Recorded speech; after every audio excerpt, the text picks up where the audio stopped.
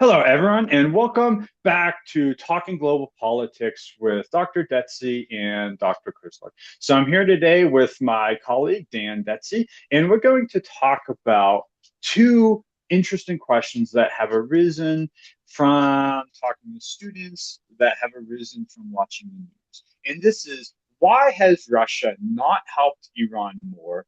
And why isn't NATO in Europe not supporting, one way to put it, the US conflict with Iran war? So, two overarching questions. And we'll start with Dan today, who's going to take that second question, a focus on NATO and our European allies. And then I will talk about Russia and maybe why they're not helping Iran as much as some observers maybe thought they would. Mhm. So, Dan, if you want to take it away. All right. Yes, this it's not really my question why NATO isn't helping. It's more of the Trump administration's question. Why isn't Yeah, NATO absolutely. helping? But let me for those of you who don't know NATO all that well, NATO is a collective security alliance. It's meant for defense. It's meant for if a member state gets attacked, the other will join in or help defend the best they can. I think you'll hear it as Article 5 from the NATO. Um, what's the term? The charter. Charter. Thank you. NATO charter. So this was only invoked once, and that's when the United States was attacked after on 9/11. NATO considered that an attack on NATO. So in Afghanistan, NATO forces joined the United States in that. And this I say that because you'll hear from the Trump administration, it's like, hey, NATO hasn't done anything for the United States. And that hits a little bit home for me because I took part in the response to 9/11 as part of the military. And I was grateful for NATO. It felt like you weren't alone. You know, you get attacked and you have your pals by your side to punch back or fight back. Where that kind of fell apart is when in 2003 we invaded Iraq, based on a little bit of now, as we know, sketchy intelligence and reasoning. And a lot of our NATO allies did not join in because it wasn't Iraq attacking the United States. It was the United States doing a what we called preventive strike to for regime change. Um, so that was kind of the first breaking of that NATO bond. But even so, through the 20 years we're in Afghanistan, NATO stayed there with the United States because it was that Article 5 response. So this brings me to Iran. The Trump administration is really vocal about, well, why isn't NATO helping? This benefits all of us. We're taking out a threat to all of us in the Middle East. Um, and more recently saying, hey, why aren't you helping us with the Strait of Hormuz? We have all our own oil internally, so it's your issue. And obviously, it's a globalized system, so it does affect us. But the United States is self-sufficient in its energy, but it's still on the world market. Um, so the Trump administration is saying, well, NATO and Europe, and even going as far as China and other areas that get a lot of their oil from the Middle East, saying, well, you need to help. And they're going back and forth. Like, the United States doesn't need help to open up the Strait of Hormuz. Like, no, we need help to open up the Strait of Hormuz.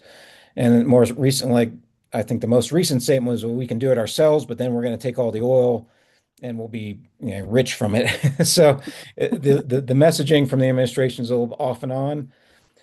But I want to take it from the European perspective, from NATO's perspective, because interesting things have been happening in the last week where, um, again, the Trump administration is ratcheting up rhetoric against our allies. And that's happened from the beginning, using words like calling them cowards. Why haven't you helped?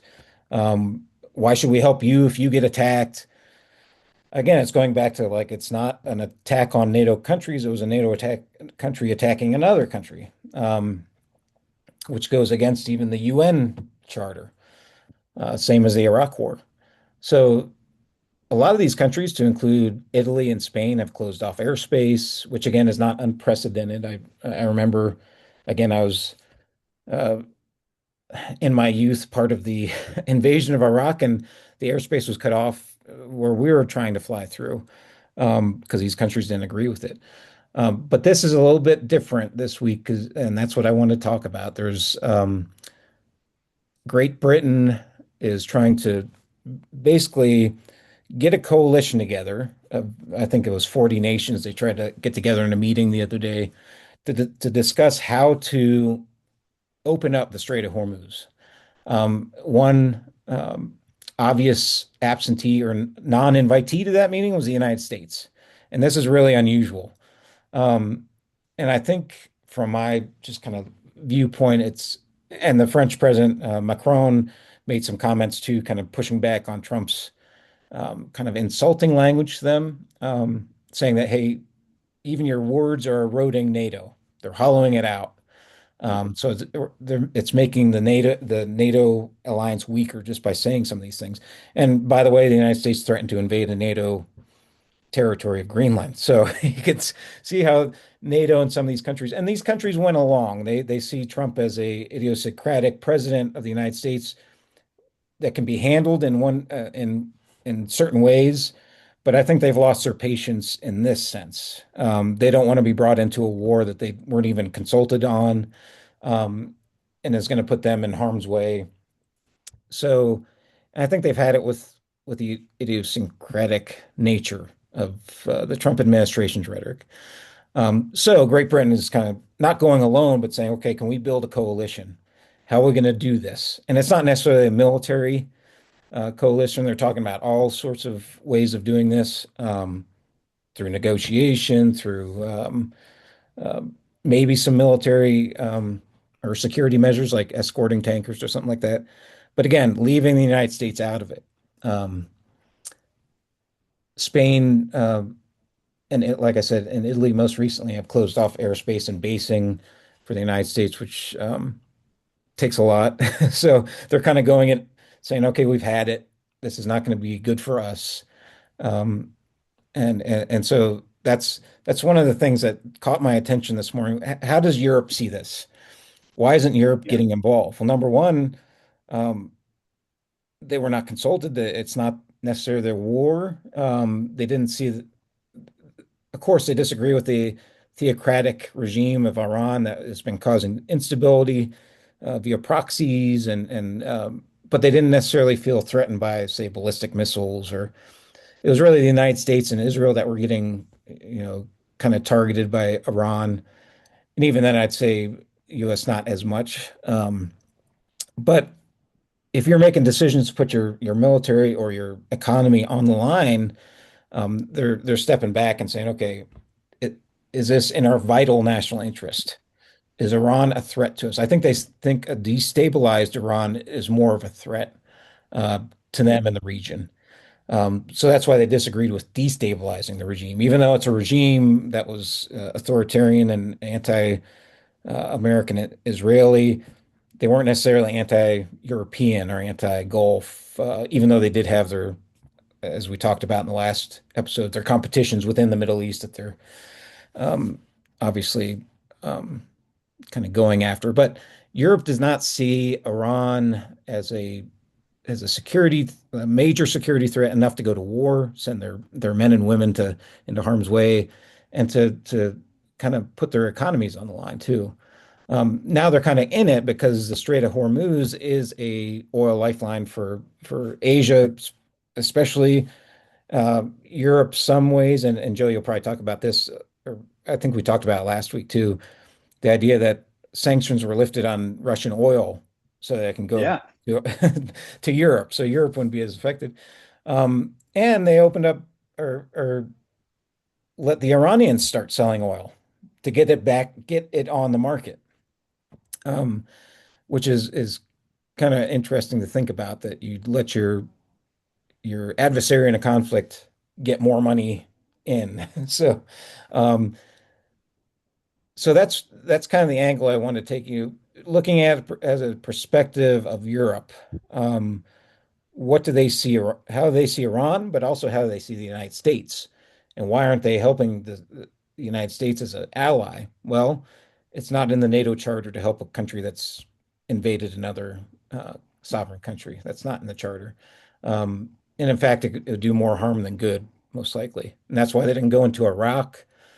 Some did, like Great Britain and the some of the Baltic states put in heavy loads. Ukraine sent troops there, but NATO itself did not go into Iraq. They did into Afghanistan because the United States was attacked. Um, so Europe and independent countries within Europe have their own national interests. Um, this is not seen as a vital national interest necessarily. The Strait of Hormuz being closed off is probably now high on their radar screens, and but they don't see the solution as a military solution. They see it as a political and negotiated solution. Yeah. As long as they stay out of the conflict, they're probably betting on the Iranian regime to cut them slack, just like they cut China slack, and Chinese um, um, ships with oil have been let through. Um, Even though I won't say it, but it was kind of funny because President Trump on a speech said they've let 20 tankers through as tribute to the United States. Now they're letting Chinese tankers through, non-combatant tankers through, but they're also Yeah. charging a fee, I believe, to some of these countries, probably not China, but some of these countries, they say, hey, if you pay this toll, you can come through.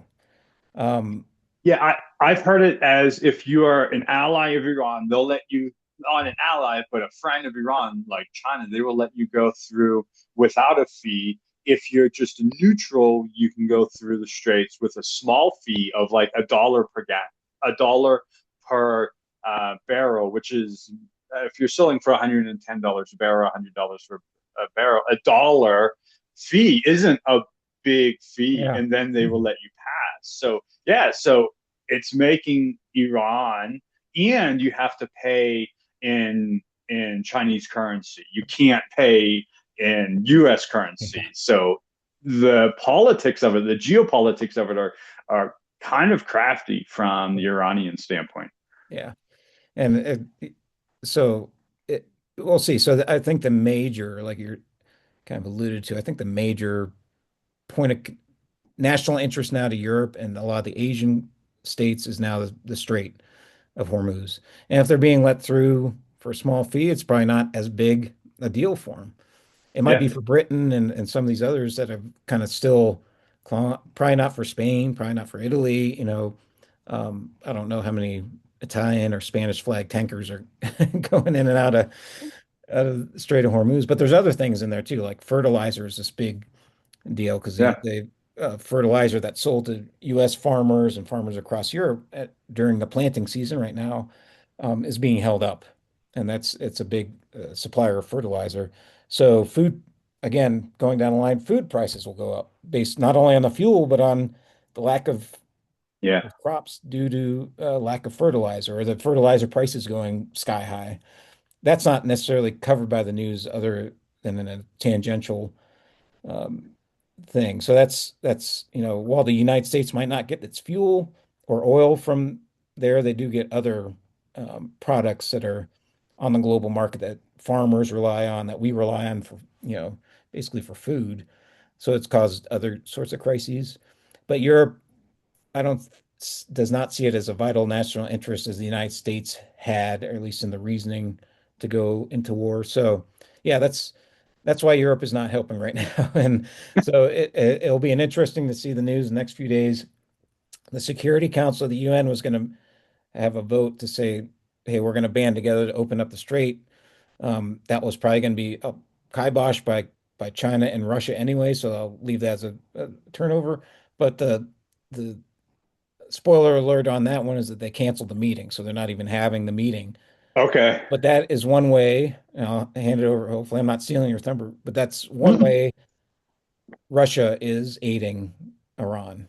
I mean, they've traditionally been pro-sovereignty and will vote Yeah. against these type of things at the Security Council, but that they canceled the meeting is just one indicator that Russia and China are um, throwing their weight around a bit with this in support Yeah. of Iran.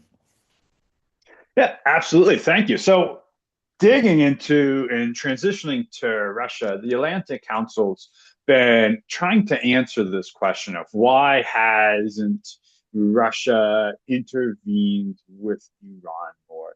So a few of their analysts, DW News has actually covered this quite a lot, trying to make sense of this relationship between Iran and Russia and trying to help their readers understand Russia's role both in helping Iran, but also by staying out and how they're benefiting. So I had a student recently ask me this week why I thought that Russia was not intervening more to help Iran. And my go to answer was they are kind of busy in Ukraine. And that might seem obvious, but when we saw the fall of Assad in Syria, the Russians kind of stayed out. And that was maybe more surprising because Assad had been a consistent friend of the Putin regime. And so for Putin to not intervene to keep Assad in power kind of, to me, showed a weakness of Russia to be able to fight a two-front war. We know they are really bogged down in Ukraine. The territorial gains have really began to just uh, almost be non-existent Mhm. in eastern Ukraine. So if we think about, okay, does Russia even have the capacity to help Iran? The answer might be no. And when we think of the relationship between the Iranians and the Russians, it's not like a NATO security guarantee. There have been some agreements signed between Tehran and Moscow, but they are more like, well, we just won't help your adversary. So kind of just staying neutral. There was one signed earlier this year, late last year, where Moscow and Tehran said, okay, we won't help each other's adversaries, but that looks very different than like a Charter 4 or a Charter 5 of, of NATO, where we will come to your assistance, we will help you. Moscow doesn't seem to make that type of agreements today. So we might be friends, we might be allies of some sort, but we won't guarantee to come help you. And those agreements from the Russians that do exist are in the direct sphere of influence of the Russians. We saw this several years ago in Kazakhstan, where there was a protest uprising against the government. Russia sent troops to help suppress that uprising. But to Moscow, that is in their direct sphere of influence. The Kremlin does not consider Iran to be that same equal ally. So, one certainly doesn't have, in my opinion, and some of the analysts I've been reading, they're concerned about overextending their ability to help Tehran as well as fight their war in Ukraine. And we're seeing more and more articles that are starting to question how long Putin can actually fight the war in Ukraine. That are they running out of soldiers? Are they running out of munitions? So then to overexert into Iran might not be realistic. Second, like I brought up this idea that Iran and Moscow don't have a NATO style charter. And so building off of that, Moscow is certainly making the calculation that they want to avoid a direct confrontation with the US. Um, we've seen under the Trump administration, the relationship between Putin and Trump has warmed. We know under the Biden administration, the relationship between Biden and Putin uh, was not friendly. Even Biden, when he came into the office, said, "We're not going to do a reset like my predecessors, one after another had tried." Whereas we know Trump and Putin have a much friendlier relationship. They call each other, they have discussions.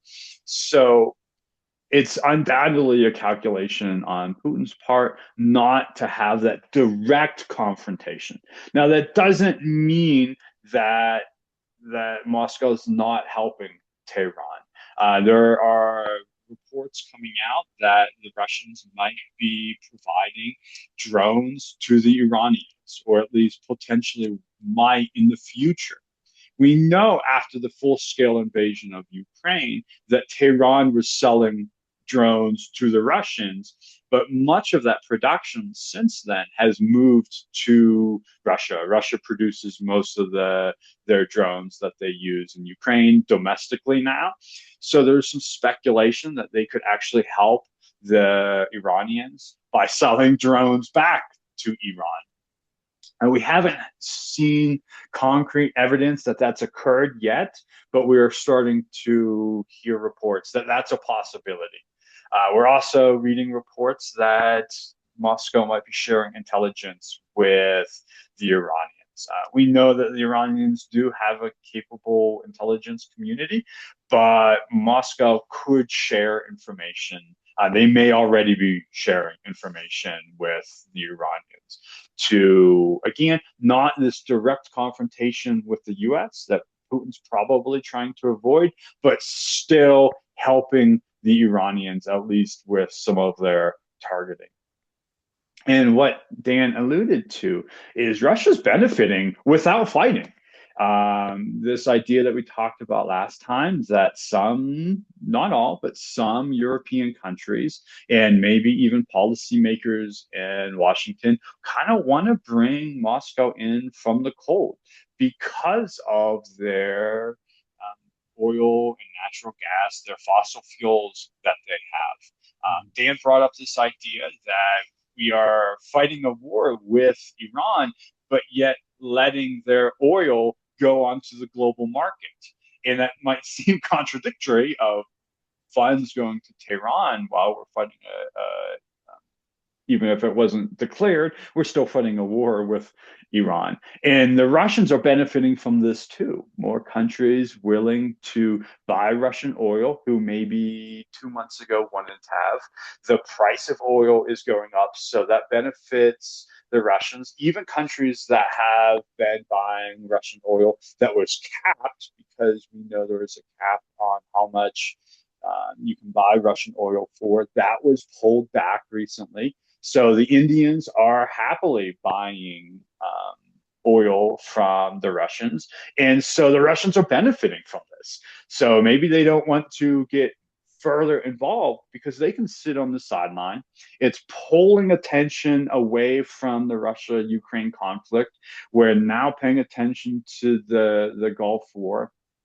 The Russians are making more money. They're kind of benefiting from this conflict by sitting on the sidelines. So then Yeah. that raises the issue of why would they want to intervene? Their economy is struggling. It's struggled mightily for the past couple of years. This is a windfall for them. Attention's been pulled away. People are now more willing to buy Russian oil and natural gas. So they don't need to get more involved. And that might, people might levy criticisms that, oh, the Russians aren't very good allies. They would counter, well, we never signed an agreement saying we would come help the Iranians. And hey, look, our economy that's been suffering is now doing better. We're selling more oil at a higher price. If you're sitting in Moscow, the war is probably benefiting the Putin regime in ways that 2 months ago they would have been quite happy with. And just to kind of build on that too, I'd almost expect them to want it prolonged. And Mm-hmm. this might be the opening for them to provide some sort of material support if it's effective to give Iran drones so they could keep flying them into the Gulf states, and that keeps the Strait of Hormuz closed or things like that. The other thing I wanted to bring in, which was interesting that maybe a lot of people missed in the news, that the United States has basically blockaded Cuba. They used to get all of their oil from Venezuela, or most of it. I don't know the exact numbers. So once the Venezuela operation happened, the fuel to Cuba was basically cut off. Um, and I have to do research on this, but they keep saying that we have a blockade of Cuba, but I don't know how that's possible. You know, you'd have a pretty strict naval force in there. And our Navy's kind of occupied at the moment because a lot of the naval force that was there during Venezuela shifted over to the Persian Gulf. Um, so I don't know what the blockade entails, but the important point here with what Joe was talking about is that Russia was allowed to send a tanker in the other day. Yeah. The first tanker of oil that they've had in a month or so. But Russia made a statement, and the U.S. said we allowed it in. And so this is where it's interesting. And they very well could have, well, allowed in. So there's this relationship between Putin and Trump that maybe we're not seeing behind the scenes. But Putin's statement was interesting because he's saying we're there to help our friends in Cuba. He used the word friend because they do have a long-standing, obviously, relationship. If you think about the Cuban Missile Crisis, that's like the first thing that pops into mind. But um, Russia is saying this is our friend. It's almost like signaling Yeah. to the United States, like uh, don't try anything drastic. But it is also an outlet for Russian oil too. Yeah. Now that the Venezuelan oil is cut off, it's another outlet for Russia to sell their oil. In the United States, at least the Trump administration is saying, yeah, go ahead and send it. They said one tanker for now, but that's not going to last long for an entire country that's basically the United States is afraid that it's going to be humanitarian crisis that they're creating. So the Trump administration statement made it seem more of an altruistic, yeah, we'll let them have fuel because we don't want them to starve or something. But the more interesting signaling was this Russian connection. Again, Russian oil that was sanctioned wouldn't have even been like I don't think brought into um, the Caribbean is now coming in, and Russia's benefiting from it. But it's also kind of muddying in the eye to the United States, saying they they're still our friend, and we'll sell them oil if we want to, and don't say anything about it. So that's another interesting development that to keep an eye on to see if more Russian oil does go to Cuba, if that now becomes a lifeline for Cuba, which Yeah. So go ahead, sorry. Yeah, I was going to say, speaking of national interest, I'm not quite sure why the United States, I haven't really researched it as much. I know the United States obviously has a traditional beef against Cuba with the idea of communism and during the Cold War, the Castros, even post-Cold War. But the reason why Trump wants Cuba for the United States, or at least control of it, is still beyond my what I'm understanding. I mean, um, so it's an interesting development on both the Russian side, the U.S. side, and this whole war in Iran with the oil sanctions being lifted on both those countries to get more into the system. Yeah, and so we can think of that as like the economic ramifications, but also the geopolitical. And we saw this um, after, I think it was after Obama's red line for Assad using chemical weapons against his own citizens, where Putin stepped in and said, okay, we will be the mediators here, and you can remove those, the chemical, either the weapons or the chemical material. I don't quite remember the details. But it brought Russia back to national prominence. And I'm wondering if this will do something similar. Mhm. That if Russia maybe can play both that economic card, but also a geopolitical, Mhm. China might, but Russia might as well. Okay, we can step in and help try to find a solution to this Yeah, conflict. yeah, yeah. And That's a good point. I was thinking of soft power too, this idea of Russian influence in Cuba, um, saying or in Latin America too, which they had a relationship with Venezuela's too, but um, we're here to help to save. While the United States is the one who's causing the issues and the we're here to open things up. So yeah, it works a couple ways for Russia to include, well, economically, but also this soft power, this idea of influence and looking to be the good, wearing the white hat instead of the black hat, right? So, Yeah, yeah, absolutely. And if we look at developing countries that at the UN have refused to vote against Russia, have mhm, over the past 3, 4 years refused to vote yes on resolutions condemning Russian aggression in Ukraine. This is just another step, like of look, we are the humanitarians. Look, we're trying to mhm, help the Cubans, and especially if the media attention is now being pulled away from the conflict in Ukraine. Um, that yeah, that does seem to create an opening for the Russians to step in and say, yeah, we are here to help. We are building that soft power, and in a global environment right now where the United States is seemingly um, being pushed to the periphery with mhm. many countries not liking our foreign policy decisions, that might create an opening for the Russians to leverage some of their economic power and I know I said it already, but come back in from the cold and be Mhm. a global player that maybe 2 years ago um, the direction of the international community was pushing against. Yeah. And uh, we talked about podcasts in our media episode. Um, but I think it was Council on Foreign Relations, it might have been Carnegie, but they had the question for their podcast going forward, is the United States a rogue superpower? So so yeah, this idea that Russia, China, maybe the BRIC states are now going to have a little bit more influence or legitimacy as leading states versus vice. And I say I already mentioned that Europeans and the British have left the U.S. out of the talks about the Strait of Hormuz.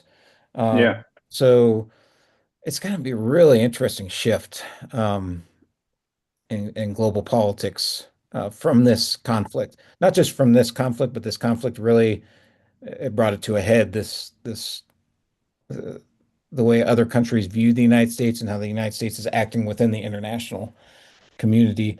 But I think in a few years we're going to see a not even a few years, but sooner than we thought, we'll see probably some of these other powers, to include the European Union, China, and Russia, and other BRIC states being more influential on the world stage than they have been, and definitely competing with the U.S. for leadership or yeah, in the global community.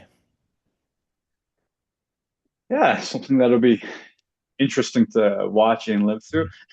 Yeah, and what that means, So I know what that means. yeah. Yeah. So even like you had mentioned with the Strait of Hormuz, with the Iranians allowing some ships to go through, and when you have to pay a fee, it can't be in the U.S. dollar because they're Mhm. using that toll. Yeah. And nations that are energy starved are going to be willing um, to do that. Yeah. If you're, we see reports of some countries having to work from home or discussions about if you fly into our airports and the war continues, we won't have jet fuel for you to continue your flight. Mhm. So, in the global realities of energy scarcity, they might be willing to pay whatever it needs to keep their economies moving. Yeah. Okay, so great discussion, Dan. Yeah. Any That was fun. departing? Yeah, that was Any fun. parting word? So, Well, Stan, we only do this once a week, but I'm sure next time we do it. But between now and next week, thousands of things would have changed. So who knows? yeah, Which makes it interesting. So we'll see. I'm going to keep an eye on the not just the Middle East, but on the what's going on in Cuba, because that's kind of sparked my interest. And it's kind of I think it's going under the radar of most yeah, American. media.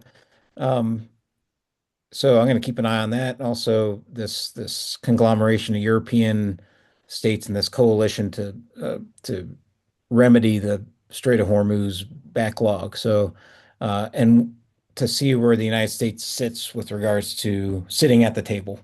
Um, I suppose they won't be sitting at the table for a lot of these discussions. So, and that in Yeah. itself is a huge shift in global politics.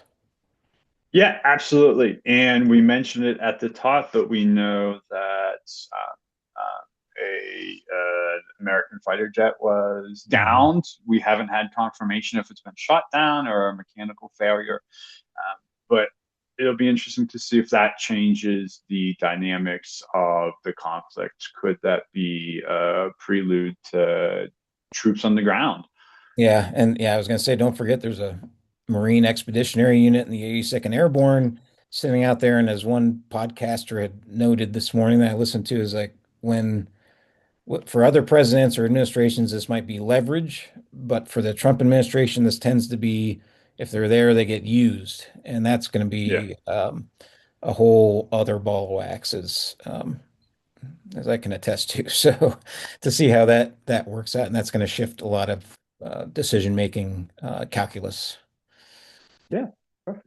Okay. Well, Dan, thank you for being here again, And and we will see everyone next week. yeah, thanks.